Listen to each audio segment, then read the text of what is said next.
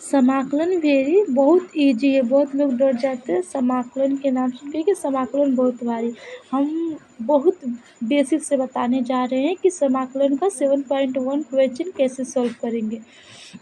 पहला question, x square को कैसे सॉल्व करेंगे, कैसे इसका समाकलन करेंगे। तो इसका समाकलन होता है एक्स स्क्वायर में ये जो 2 होता है इसमें 1 जोड़कर इसका समाकलन करते हैं।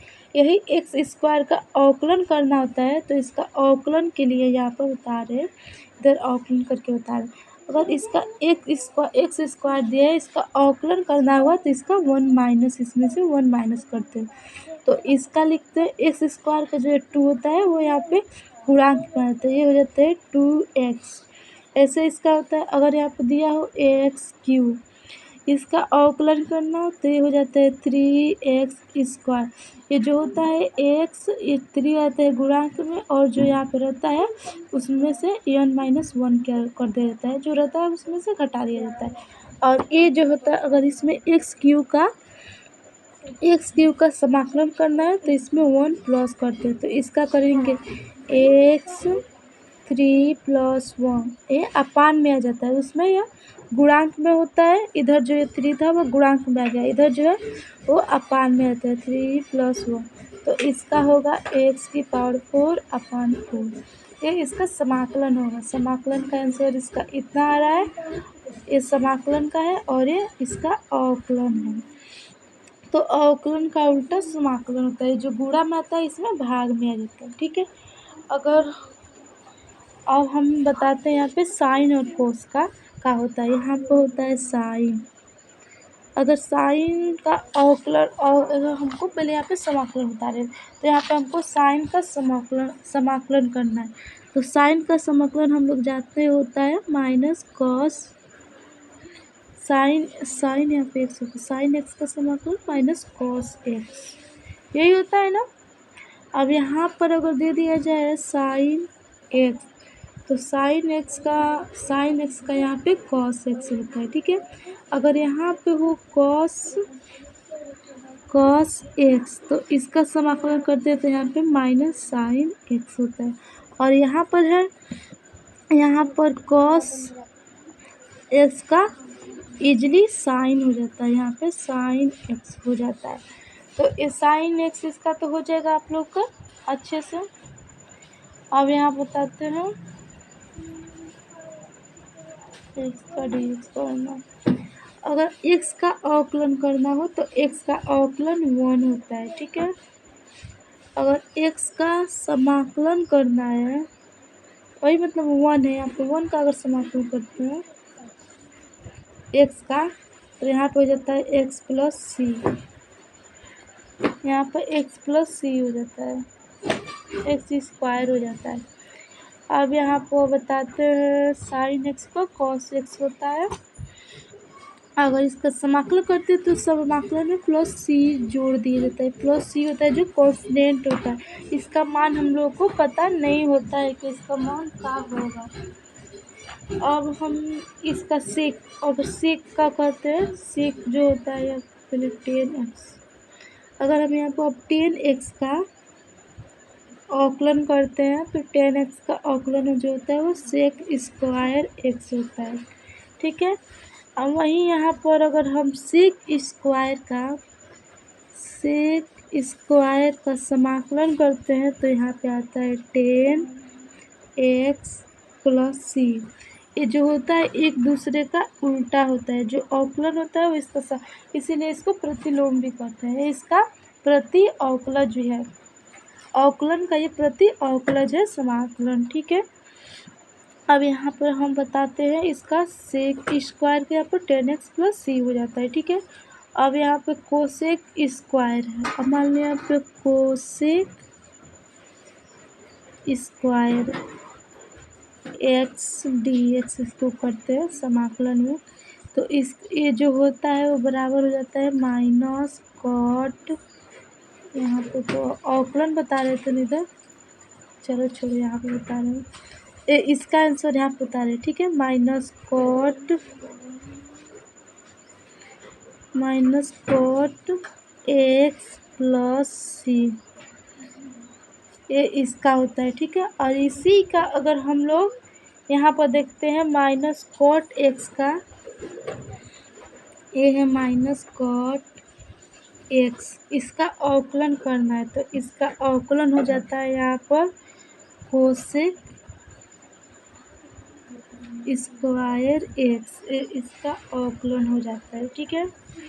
जो ये होता है अवकलन उससे एकदम उल्टा होता है। अगर हम सेक यहाँ पर अगर हम सेक है, ये देखो यहाँ पर अगर हम सेक लिखते हैं, ठीक है, सेक एक्स, सेक एक्स का हमको करना है का अवकलन, तो इसका अवकलन होता है सेक एक्स, ठीक है, टेन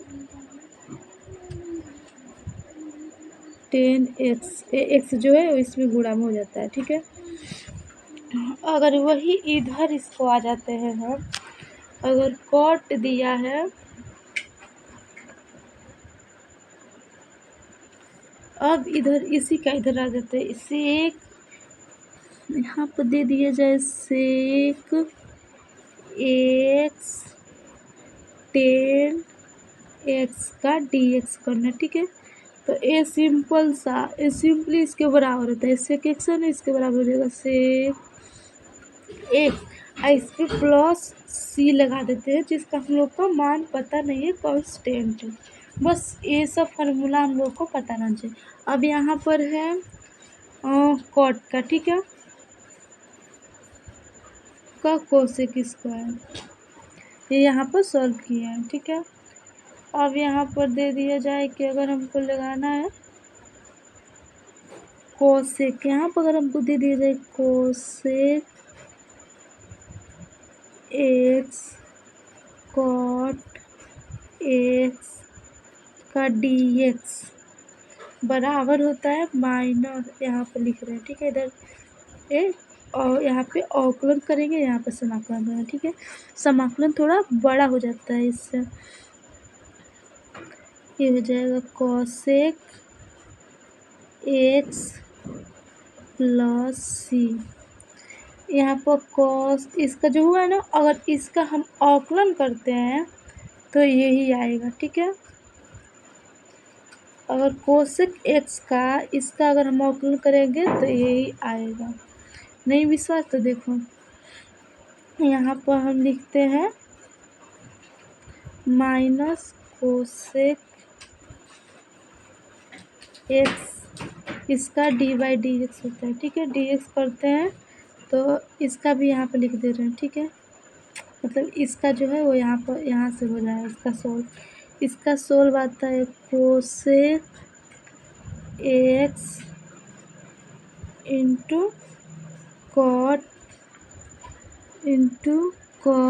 एक्स, एक कोसेक एक्स है तो इसका कोसेक एक्स कॉट एक्स, यहाँ पर दिया है कोसेक से एक्स कॉट एक्स का यहाँ पर हो जाता है, देख रहे हो ना, ये मिलाओ देखो, ए और ए, यहाँ पे बस प्लस सी कर देना रहता है समाकलन में, और ये है अवकलन और ये है समाकलन। तो बस इजीली ऐसे ही फॉर्मूले पर रखने होते हैं। अब देखो, अब हम यहाँ पे प्रश्नावली बताते हैं, प्रश्नावली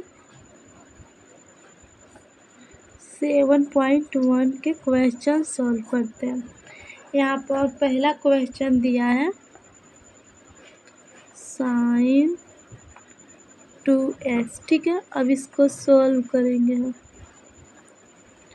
इसका सॉल्व करते हैं, इसका समाकलन करेंगे, यहाँ पर फिर एक बार सॉल्व में लिखते हैं, आप लोग नीला कलम से लिख लीजिएगा, हम इसी से बता रहे हैं, ठीक है। अब यहाँ पे हो गया, अब इसका साइन 2x, अब पहले हम साइन x के देखते हैं इसमें क्या होता है समाकलन, तो यहाँ पे इजीली देख लीजिए, साइन x का होता है cos x प्लस सी, ठीक है। तो यहाँ पर ये देखकर यहाँ पर लिख देंगे साइन,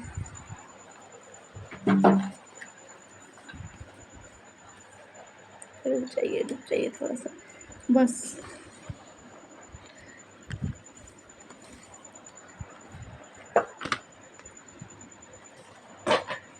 हाँ। अब यहाँ पर साइन 2x, तो साइन 2x का होगा यहाँ पर माइनस कॉस 2x अपान में 2, यहाँ पे प्लस सी कर देंगे, ये अवकलन है, अब इसका ये आंसर हो जाएगा, ये पहला क्वेश्चन सॉल्व। अब इसी प्रकार इसका दूसरा सॉल्व करते हैं। दूसरा यहाँ पर दिया है cos 3x। अब इसको सॉल्व करेंगे, पहले यहाँ पे लिखते हैं सॉल्व। अब यहाँ पे है समाकलन का चिन्ह, इसमें हो गया cos 3x। अब इसको सॉल्व करते थे, cos का होता है sin 3x अपान में 3 बस प्लस c लिख दिए हैं। ये हो गया इसका आंसर। इसी प्रकार से हम पूरे क्वेश्चन, इसी प्रकार से हम ऐसे सारे क्वेश्चन सॉल्व कर लेंगे। देखिए इसी प्रकार से हम ऐसे सारे क्वेश्चन सॉल्व कर लेंगे और भी बताएंगे क्वेश्चन। देखो एकदम इजीली इसी प्रकार से हम सारे